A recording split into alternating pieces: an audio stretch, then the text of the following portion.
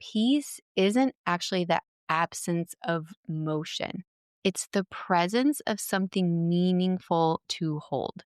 So, a big, gentle goal doesn't necessarily disrupt your peace. I find that it anchors it. It gives my brain a clear, steady rope to follow so it's not chewing on my self worth or my peace of mind.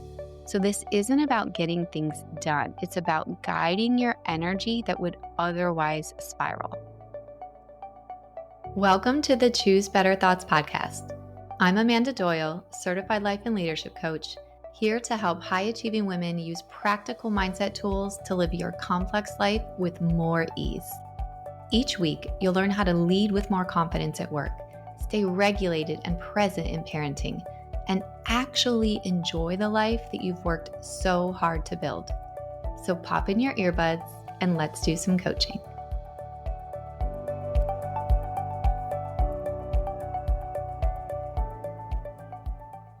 So we adopted a puppy last Saturday. His name is Milo. He's a 10-month-old Maltipoo, and he is little and scrappy and extremely cute and still very much a puppy. So within the first hour of being home, he was wild and he was jumping and he was barking and he was bouncing off the walls and he scared my daughter and he was overwhelming me a little bit too. And since we had jumped at the chance to adopt him without much notice or planning time at all, we quickly realized that we didn't have anything for him to chew on. We didn't have a bone and we didn't have a squeaky toy. We didn't have a tug of war rope.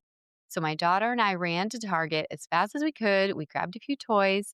And as soon as we gave Milo one, he calmed way down. His little body relaxed, his focus locked in. He finally had something to do. His job in that moment was super clear: chew this toy.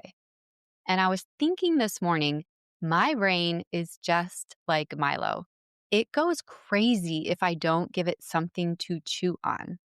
So today, we're talking about what happens when your brain has some free time and creates problems that you don't even need to solve, because that's just what brains do when we leave them without guidance. And I'll share how you can gently offer your brain something more productive than chewing up your self worth or your peace of mind. Let's get into it. So let's say you've cleared your calendar, you said no to the things, you followed through, you made space on purpose. This is often the first thing I work on with clients. But instead of feeling peaceful and grounded, your brain starts kicking into overdrive. You're spinning, you're searching, you're chewing on thoughts that don't actually need your attention. What is happening here? It is not that you're bad at resting, and it's not that you need more discipline. You definitely don't need more to do. It's that your brain maybe doesn't know what to do with that new quiet because it's used to being so busy. This is no character flaw, it's actually design. There's a term for what your brain is doing when this external noise fades. It's called the default mode network. This is the part of your brain that lights up when you're not actively focused on something, like when you're driving or you're folding laundry or you're sitting in silence. And its job is to fill that space with thoughts, usually about you, your past, your future, that thing you said, that thing you should have said, what someone else might be thinking about you, what might go wrong next week. You see where I'm going here. If we leave our brain unchecked, this default mode network can get out of control. And this is not your brain trying to hurt you. It's just that when left on autopilot, it tends to serve up rumination and self-criticism and all kinds of unnecessary what-if spirals.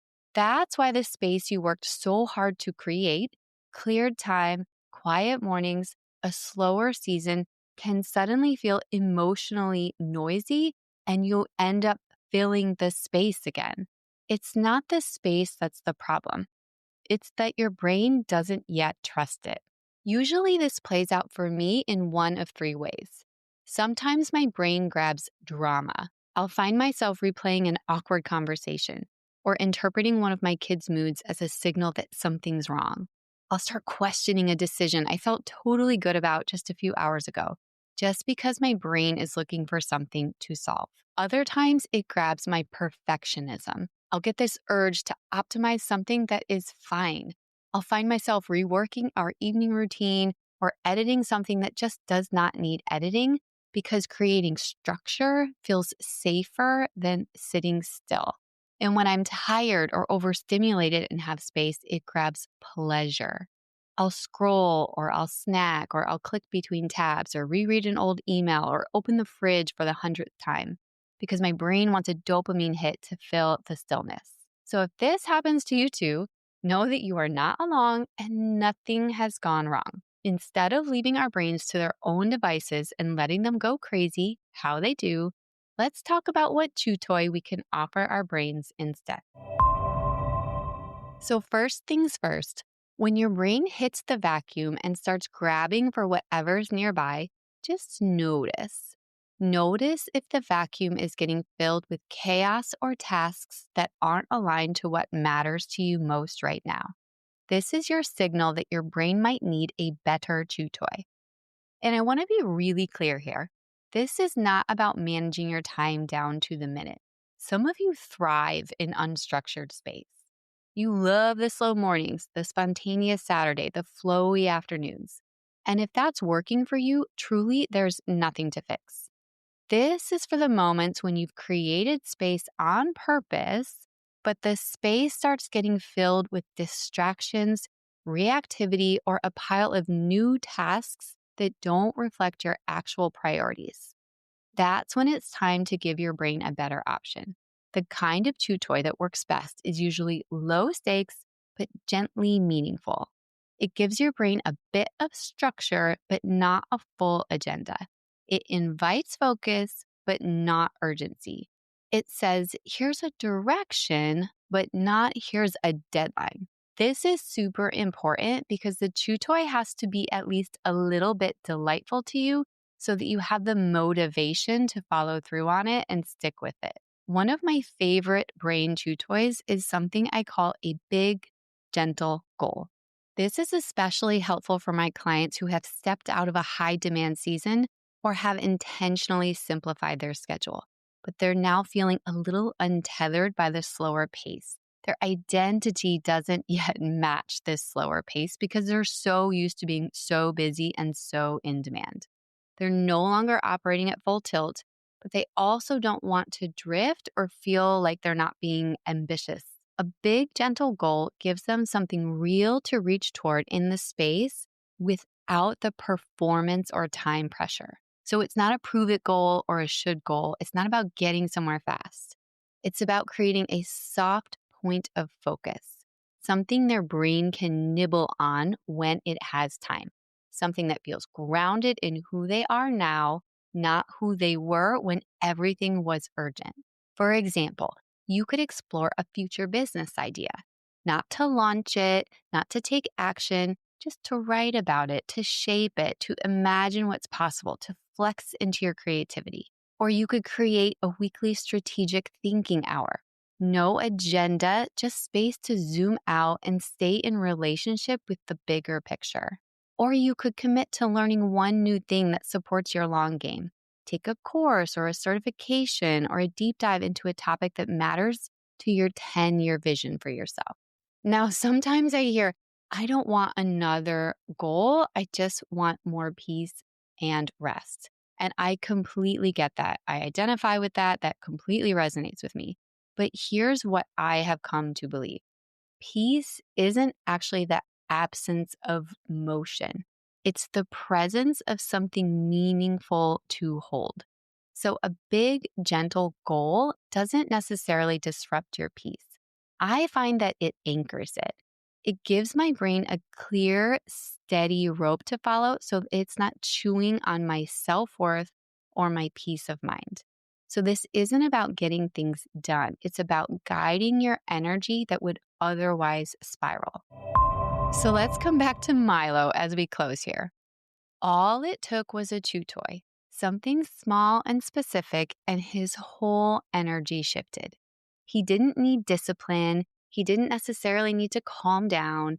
He just needed somewhere to put all that instinct and energy, something to focus on.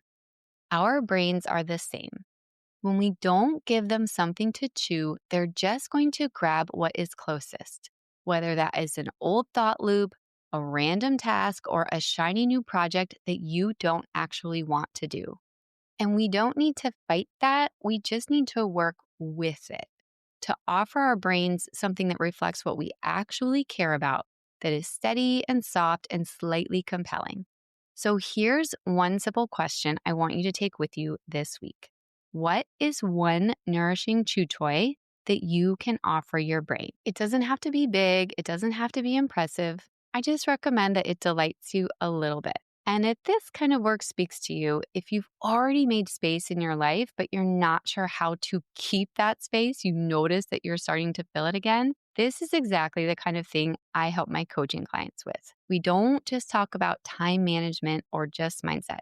We look at how your brain is wired, what season you're in, and what direction feels most aligned with who you are now. So if you're craving a space where you can think clearly and reflect like this and take calm and meaningful, fun action, I would love to support you. Thanks for being here, and I'll see you next week. Thanks for listening to the Choose Better Thoughts podcast. If this episode gave you a new perspective, please pass it on to a friend or leave a quick review. It helps so much. And if you're ready to go deeper, this is exactly the kind of work we do inside my coaching program. I offer weekly live coaching, access to my full self-coaching course, and daily motivation in an intimate community. You can learn more at choosebetterthoughts.com. Until next time, remember, you are already enough, and change gets to feel good. You've got this.